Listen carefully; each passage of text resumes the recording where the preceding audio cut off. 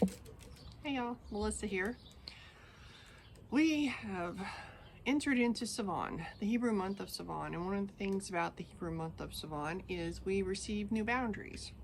And as I have witnessed through the years of ministry, is that sometimes when we feel a shift coming and we're about to receive new boundaries, we try to jump ahead of the Lord and we end up crossing boundaries that aren't ours to cross. We end up going into other fields that aren't our fields to go into because we get excited, and we prophetic people, we want to get it. We want to get it done. We want to get it going. We want now. But there's wisdom in the waiting. There are two things that have been going over and over in my spirit the last few weeks. One of them would be a song from the movie Annie. I'm not talking about the new one, I'm talking about the original one from like 1982 or whatever. And there's a song that Daddy Warbucks and Annie sing together, and it's called I Don't Need Anything But You. Well, in the lyrics, it says, yesterday was plain awful, but that's then and not now.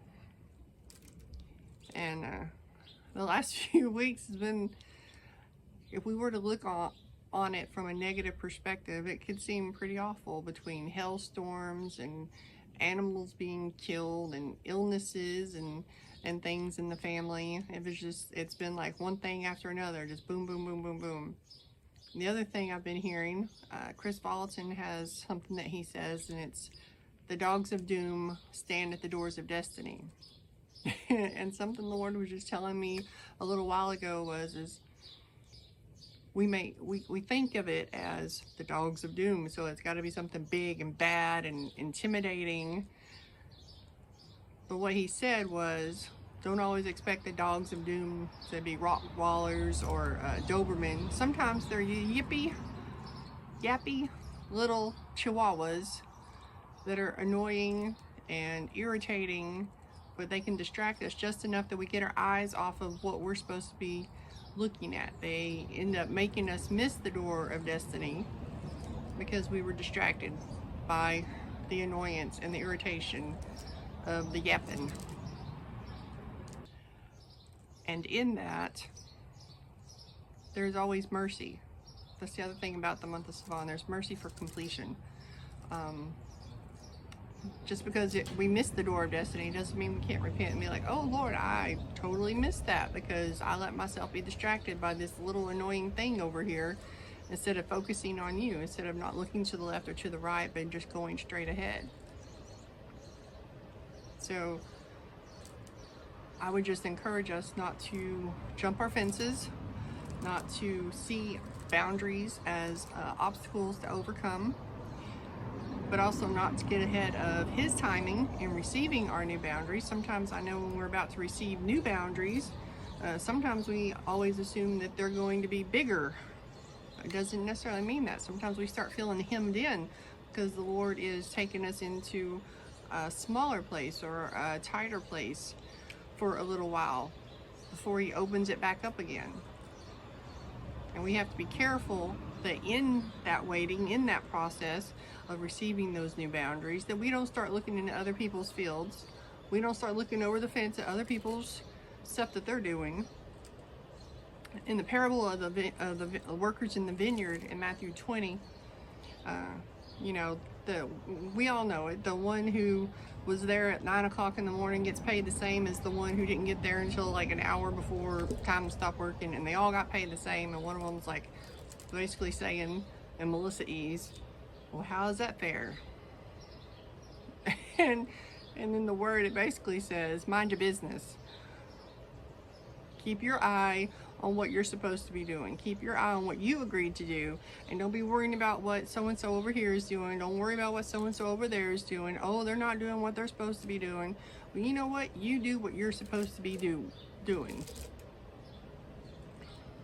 So, if I have any wisdom to give through this month, is there is mercy, and that's not getting what we deserve.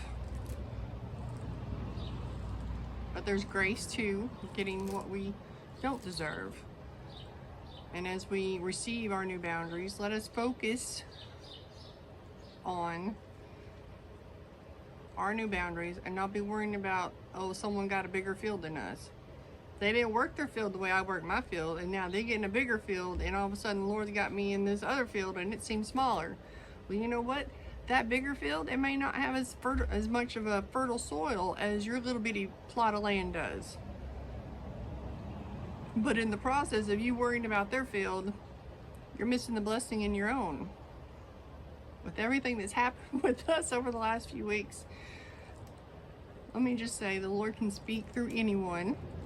And one of my daughters, I was grumbling and complaining because Sean had to get a new truck, and I don't like shopping for vehicles. I just want to get it and get it over with. I want to skip the process sometimes, like we all do. And she looks at me and says, well, isn't him getting a new truck, isn't that a blessing? And I just kind of felt the Lord kind of just smack me or thump me in the head and like, look, this is what you're actually saying. Is your walk and your talk equaling, you know? I say that we're supposed to find the blessing in everything, and then I'm over here rah-rah-rah-ing.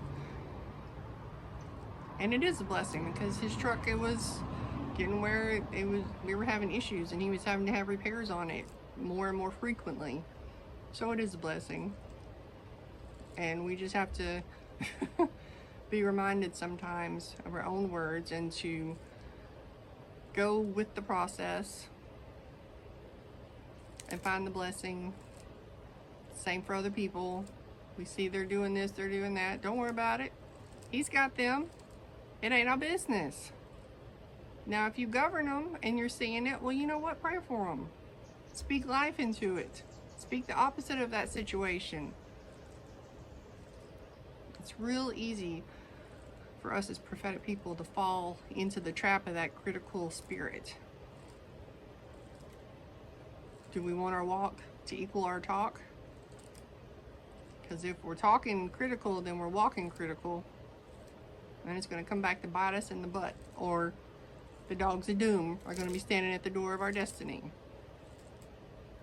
Don't let the Chihuahua become a Doberman. So, I'm not trying to be heavy or harsh, or I'm just talking what I've been walking the last few weeks, and I hope it blesses y'all.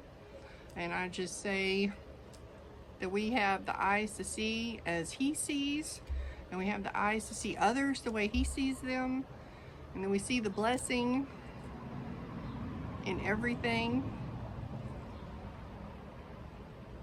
And as Dana says, when faith has her perfect work, we will be complete and lacking nothing.